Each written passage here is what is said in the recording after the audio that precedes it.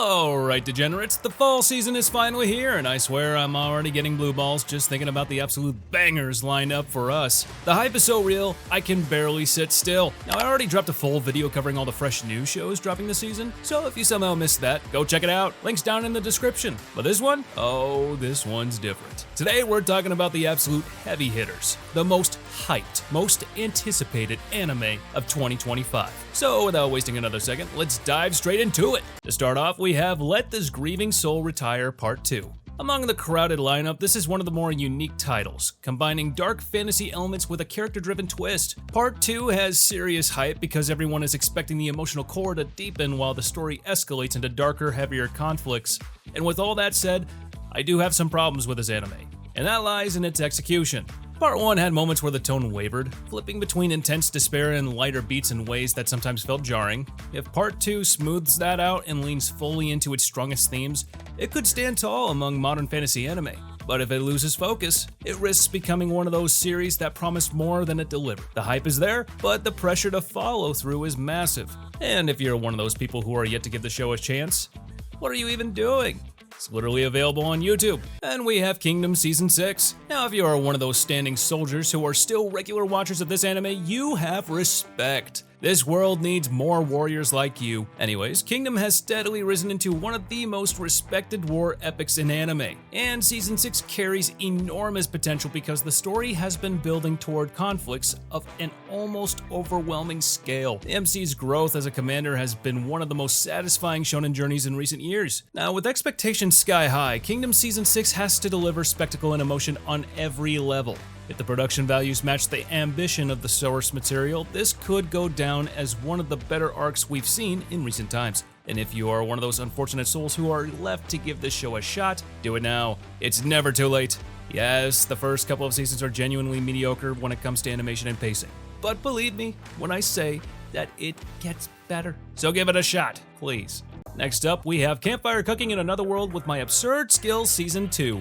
So, MAPPA is back to violating human rights, huh? We're getting Campfire Cooking and Chainsaw Man in October, and Jujutsu Kaisen and Hell's Paradise in 2026. I'm genuinely worried about the animators at this point. Somebody check if they're still breathing. Anyways, the Isekai anime often drowns in cliches, but Campfire Cooking carved out its own lane by focusing less on endless battles and more on cozy, mouth-watering escapism. With Season 2, the hype comes from watching the main character's absurd cooking skills continue to flip the usual fantasy formula on its head, turning food into a real superpower. And this isn't a show that will constantly throw plot twists or action-packed scenes at you, it's just an anime where the main character cooks a meal and everyone goes, wow, it's really that simple. It's a refreshing show, and it knows it. Then we have To Your Eternity Season 3. To Your Eternity is one of those series that strikes on a deeper level. Season 3 carries massive hype because this series has constantly delivered gut-punching storytelling. Watching Fushi evolve, gain new companions, and inevitably lose them has become a cycle of pain and growth that you can't look away from. And the potential this season has is extraordinary. This could be the season that pushes Fushi's journey into legendary territory, exploring not just personal loss, but what it means to carry humanity's hopes. The downside, though, is pacing. Season 2 stumbled by dragging certain arcs on too long, and the risk of repetitive tragedy could leave the narrative feeling predictable. So I hope they find some unique ways to break our hearts this time. And if you still haven't watched this anime, do it right now. It's genuinely great. Next, we have My Hero Academia, the final season. Now, even with a couple of mid-seasons, My Hero Academia has never actually fallen off. It has been one of the few modern anime that have actually left a long-lasting mark on the anime world. And only a few anime have carried as much hype as this show. With the final season on the horizon, the stakes have never been higher. The potential is all here. Deku vs. Shigaraki, All Might's final role, and the future of Hero Society. But the series has been uneven. Some arcs soared while others dragged, leaving fans restless. The criticism that My Hero sometimes leans too heavily on exposition instead of raw emotional storytelling is fair. If Studio Bones pulls it off, this finale could go down as one of the better anime endings in modern anime history. If not, well, it risks being remembered as a giant that fizzled in the endgame. Everyone wants a send-off that pays off years of build-up. And I'll be more than happy even if it gets something similar to what the Attack on Titan fans got. But knowing the amount of trash there is on Twitter, it isn't gonna happen. But I'm more than excited to see Deku in a McDonald's outfit, that's for sure. After that, we have One Punch Man Season 3. Now, I'm really freaking worried about this one. The return of One Punch Man was supposed to be one of the loudest events in the anime world, but as the situation is now, that isn't going to happen anytime soon. Season 1 exploded with crisp animation and Saitama's deadpan humor that carved it into the legend it is. Alongside heavyweights like Hunter x Hunter and Naruto, Season 2 stumbled when it shifted to a different studio, leaving many fans worried as the pacing dragged and the visuals couldn't match the impact of the first. And Season 3 has a mountain to climb. But the story material it's adapting has the potential to deliver some of the most brutal, large-scale battles since Attack on Titan's most chaotic moments. And with all the time Studio JC staff took to finally announce the third season, everyone thought that this would be the season that would finally bring back the glory days. But as I'm making this video, there is barely any time before the first episode drops, and we still don't have a proper trailer. We only got a teaser a couple of months ago, and let's just say it's on the same level as Blue Lock Season 2. So unless the animation studio pulls out an Uno reverse card, the Season 3 of One Punch Man looks pretty cooked. Next we have Spy Family Season 3. Now if there is anything that could bring world peace, it's definitely this anime. So our savior and almighty Anya and her family are yet again back to causing more chaos. Now, who the hell would have thought that the same person who was involved in writing Chainsaw Man had the potential to create something like this?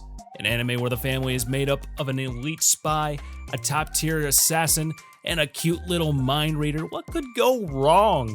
Season 3 brings even more hype as Anya continues to charm audiences, while Lloyd and Yor's secret lives threaten to collide in bigger, messier ways. The show has nailed its balance so far, bouncing between slice of life, warmth, and high-stakes espionage. But the risk with this third season is pacing, because although it's fun and wholesome, giving too much of the same content will definitely make the show feel bland. But knowing this, that definitely isn't going to happen. If the series keeps expanding its world without losing its heart, Season 3 could be the point where Spy Family truly establishes itself as a modern classic. And finally, we got 3Z Ginpachi Sensei.